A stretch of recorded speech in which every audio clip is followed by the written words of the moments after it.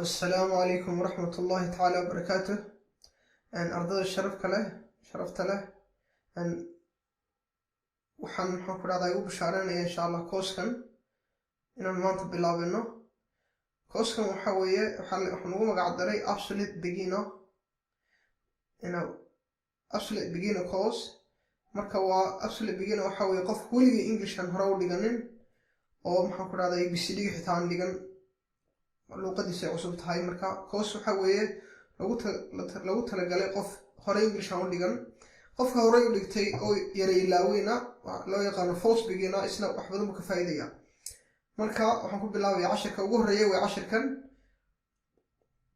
marka intaan casharka guda galin arrimo dhowran doonayaan waxaan ku raadin la wadaago qodobka ugu horeeya waxa weeye أنا أرضي هذا دون شيء إنجليش أنا بلوضة أرضي بدن بعد شركة هرية إنجليش بلاوي لكن لحظة وقتها مركا إنه حنقولها هاي إن قفك هذا صفر قلاه صفر كا لكن أنا تشوتشين ولو حنقول هذا قوي الصعدة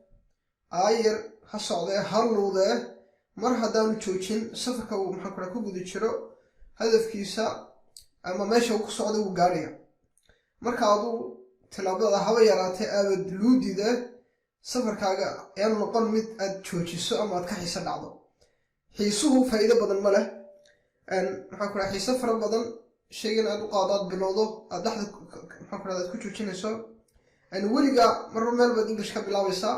Englishna baran maysid horumar fiican samayn maysid marka course-ka insha Allah wad dhaxda uga tagin ilaa aad maxaan ku raxaad luqadaada ay ka heer sare ka noqoto ku hadalkiiyo qoraalkii wuxuu dhan maxaan ku raxaad ay ku wanaagsanaadaan marka ha noqon saaxiib wal qof maxaan ku raxaad u saaxiiba xiise iyo maxaan ku raxaad waxa uu intuu maanta bilaabo barina uu ka tegayo qof noocaas oo kale ha noqon marka casharka markaan maanta bilaabno casharka hore waan maanta dhiganana casharada qaabkaad isku samaynayso qaabkaad u dhiganayso waxa weeye markaad casharka qaadato marar badan ku celceli qorna buug cusub soo iibso casharka qor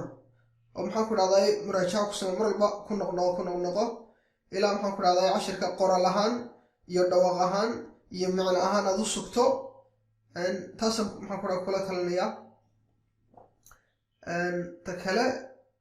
waxa weeye maxaan ku raxaad dhawaaqa isku day dhawaaqa luqad walba waxa weeye waxa ugu muhiimsan dhawaaqeeda dhawaaqa hadduu kaa khaldamo waxaa laga yaabaa inaad eray tiraahdo dadka dadyoga aad la hadlayso aanay ku fahmin waayo erayga maxaan ku raxaad macni markaad dhawqiisa khalado laguma fahmayo waayo waxaa laga inaad ku khalado eray kale ama waxaan jirin inaad akhrido marka dhawaaqa aad buu muhiim u yahay Soomaalida markay Englishka baranayaan dhawaaqa aad buu u dayacan marka dhawaaqa xooji dhawaqaaga wanaaji marka ABCD-da arday badan baa jirtay ABCD-ga akhrisa laakiin haddana xarfaha badana si khaldan u akhriya ama u akhrida marka dhawaaqa iska sax marka waanu gudgalanaa bismillah A B B B C C C D D D E E E F F F G G G H H H I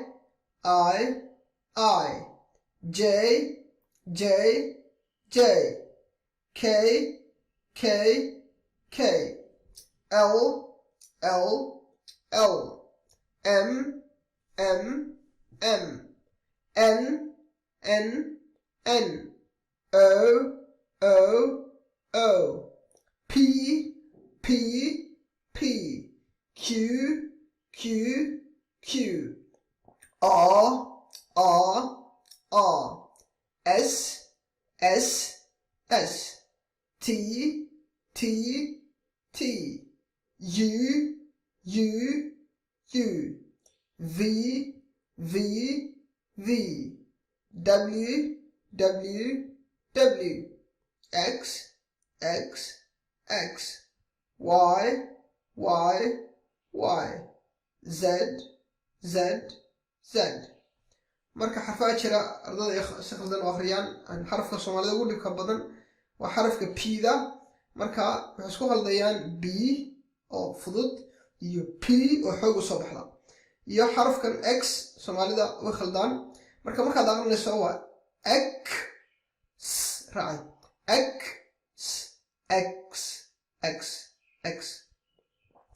A B C D E F G H I J K L M N O